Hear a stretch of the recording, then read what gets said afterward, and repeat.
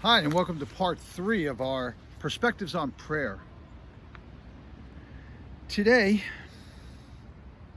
we're going to explore how it is that our prayers can most likely connect to the destination of prayer, to God. Our first selection is from a sefer called Darchei Tzedek. I wish I could tell you more about it. He says as follows: "See your prayers as arousing the letters through which heaven and earth and all living things were created. The letters are the life of all. When you pray through them, all creation joins you in prayer. All that is around you can be uplifted. Even the song of a passing bird may enter into such a prayer." We've talked before in earlier sessions about the idea that in Lurianic Kabbalah, which is the underpinning of modern Hasidus, in Lurianic Kabbalah, the world was created through the speech of God of Hebrew letters. That the Hebrew letters are the source code of all of creation.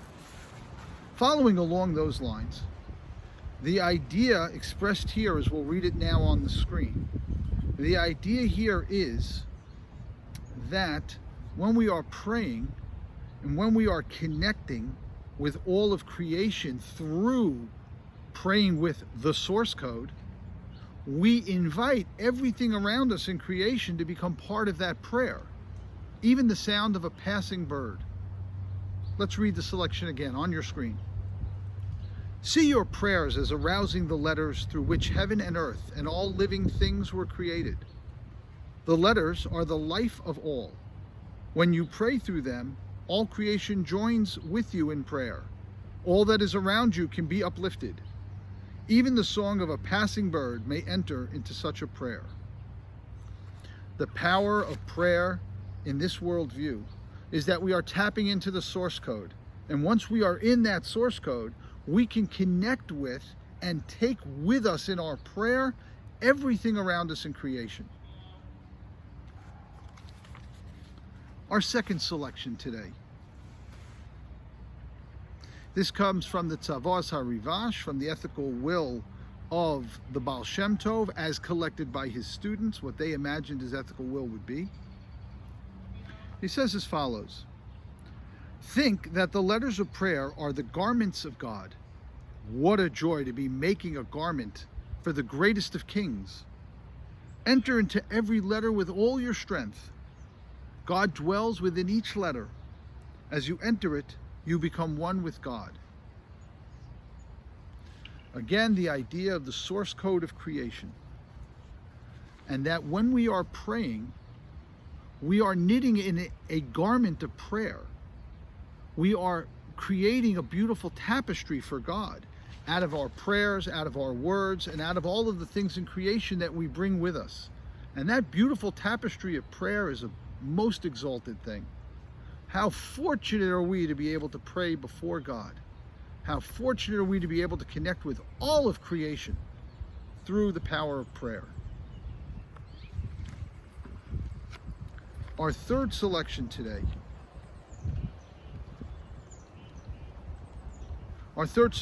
Comes from the sefer HaMeir. I think that of everything that we've read, this one really strikes me the most. And I'd like to share it with you and then share with you a story that you may be familiar with, a classic Hasidic story, but one which becomes much easier to understand based on what we have been learning and studying. "Do not think that the words of prayer as you say them go up to God. It is not the words themselves that ascend. It is rather the burning desire of your heart that rises like smoke towards heaven. If your prayer consists only of words and letters and does not contain your heart's desire, how can it rise up to God?" Let's read it inside. "Do not think that the words of prayer as you say them go up to God. It is not the words themselves that ascend. It is rather the burning desire of your heart that rises like smoke towards heaven. If your prayer consists only of words and letters and does not contain your heart's desire, How can it rise up to God? There's a famous Hasidic story. The rabbi, who it was, where it was, always hard to say. It changes from time to time. Let's just say it's Rav Levi Yitzhak of Berdichev, who was one of the students of the Baal Shem Tov. And the story is told, you've heard it many times. It's very popular with rabbis on the high holidays, right? You've heard it many times. One year on Yom Kippur, Rav Levi Yitzhak was praying the Ne'ilah service, the final holy Ne'ilah service. He was praying for a long time. He prayed even longer. And then finally, after an unusually long time, he finished his prayer. And his students asked him, Rebbe, what was it? What was it that you were praying for so long? And he said to them as follows: I was praying to God, storming the gates of heaven to annul an evil decree against the Jewish people, and I was having no success.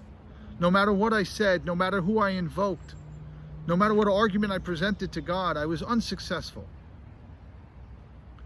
And then, unbeknownst to me, in the back of the synagogue, a poor shepherd boy entered. And he began to pray. He said, God, I know it's late on Yom Kippur. I know that I don't know the prayers. I know that I don't know how to pray correctly.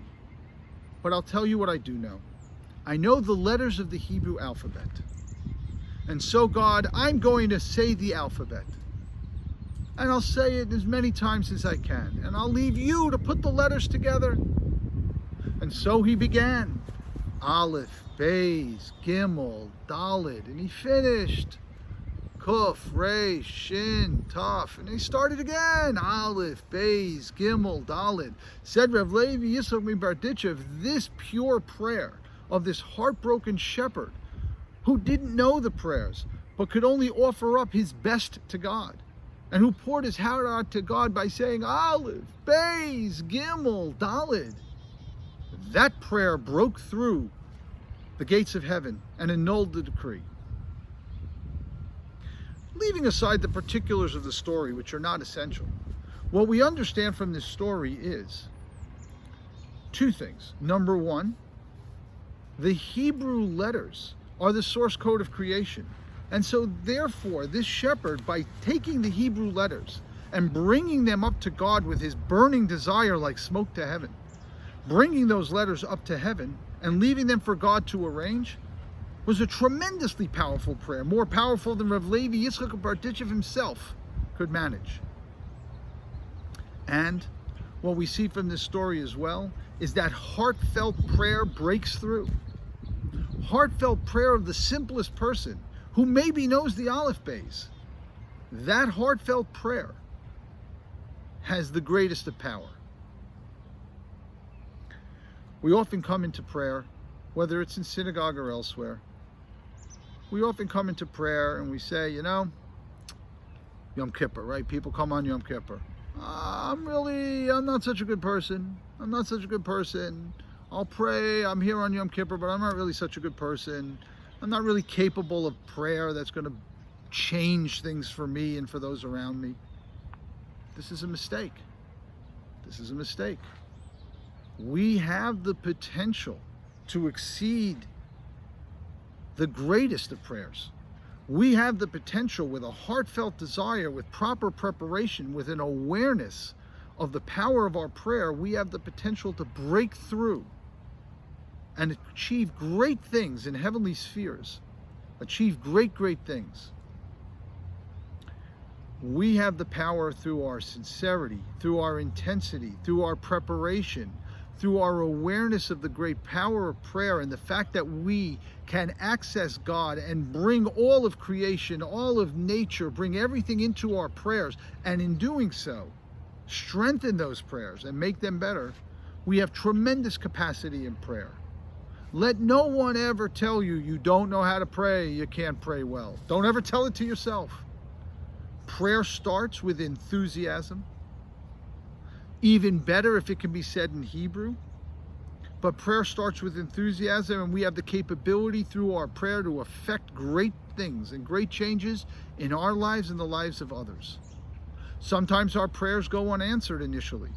That's because God wants us to pray more, come closer and closer and closer. But we're close to God, and we have the opportunity through prayer to gain our needs, to pray for ourselves, to come together with a community of people and pray not only for our individual needs, but for their needs. And in doing so, we stand on each other's shoulders and raise our simple prayers to a high, high level. Prayer is an amazing, amazing opportunity. Let's take advantage of it. If you can open a siddur and recite the prayers that are in the siddur, that's great. Concentrate on the most important prayers, the Shema and the Amidah. And if we can't, let us pray simply and fervently to God.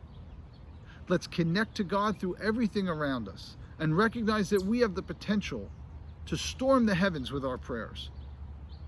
At this difficult time, in this difficult season that we are suffering through this year, let us each find the time to pray.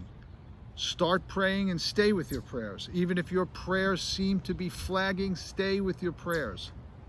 Eventually, with time, with God's help, our prayers will ascend higher and higher and affect ourselves, affect the world around us, affect the whole universe. May our prayers, simply said, but with devotion, may our prayers reach up to the heavens and bring greater peace, greater harmony, greater health, greater security, greater protection to all of us in this difficult time. It's been wonderful to share these days with you. It's increased my perspective on prayer. I hope it's increased yours. And we look forward to coming together and pray as a community, focused as a community on our communal needs and at the same time praying for our individual needs, but to come together as a community and once again experience the beauty of prayer that is our congregation, or whatever congregation that you're part of, to experience the beauty of congregational prayer safely and with devotion. May this be the will of God speedily and soon in our days. Amen.